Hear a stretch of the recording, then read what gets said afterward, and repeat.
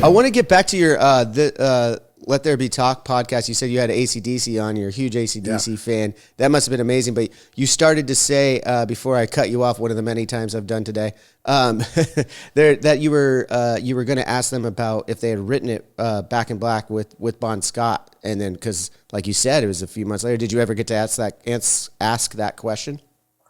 I did. There was it's a tough situation because you're granted the honor of having the first, ACDC being on the first podcast. Incredible, ever. By the way. So you're not going to go after them. And also it's not I always say, we're here to celebrate, not investigate. Right. So I'm not going to go right at him like, come on, Bon, right. I mean, there's Brian sitting right there. It's Brian and Angus. I interviewed the whole band, that's incredible, man. That's Phil Rudd. That's so cool. No one talks to Phil Rudd, and this guy is one of the greatest drummers of all time. Dude, just laid it down thick, man. Laid it down thick. And people are like, oh, yeah, what are you talking about, man? It's fucking Neil Peart. It's like, yeah, I get it. I get what you're talking about, but I learned big time from doing ACDC tribute once a year.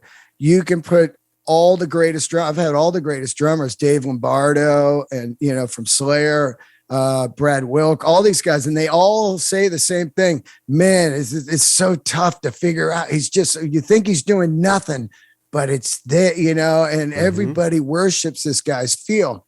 My point is the band was on. And it wasn't the first question I was going to ask him, but I had to get there because if you're a giant fan like me and you go back and you look at Brian Johnson's writing in Gordy, or Geordie, sorry, his other band, and then you look at the lyrics and everything, you're kind of like, well, this guy really never wrote like this, and then you read about stuff that happened when Bon passed, like some guys came over and just took the cassettes and the lyric books, and these are property of the label. Now, this is all hearsay, or this person said this or whatever, but I'm just going off a flavor of lyrics. And I wrote lyrics for 30 years, and I'm a singer, and I know it's almost impossible to be like, They're okay, very personal.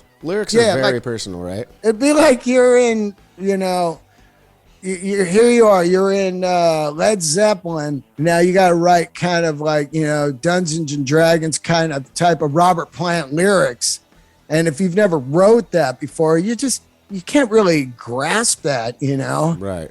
So Bon had that kind of poetry and tongue in cheek and those flavors that seemed to be all over. Back in Black, Those About to Rock, and a couple songs later on, So, I just said, how did you really write this?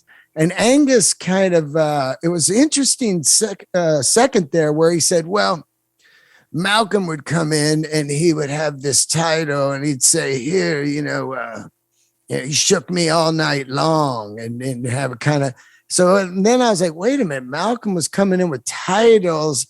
So, to me, it just seemed like they were kind of had these books and some demos. Cause they said that they were working on stuff with Bon on drums, kind of demoing, cause Bon played drums, just working on some tunes a couple of weeks before he died. So, yeah, it's all what it doesn't really matter, because the tunes are great, but you could see as a record company, you would be like, look, we can't say written by Bon because they won't accept him. Yeah.